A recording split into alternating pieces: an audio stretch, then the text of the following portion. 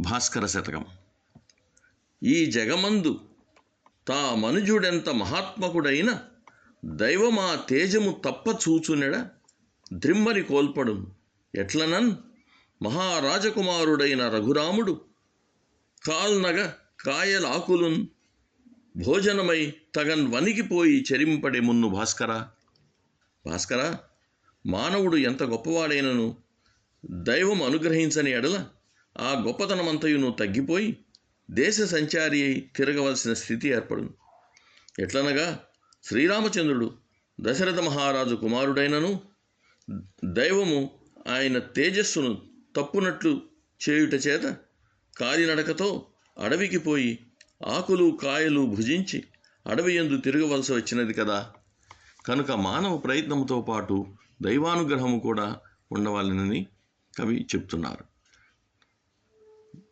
మానవ బలం, మనోబలం, దైవబలం తోడైతే విజయము తప్పక సిద్ధిస్తుంది. దైవానుగ్రహం లేకపోతే మానవ ప్రయత్నము ఫలించదు అని కవి ఉపదేశం.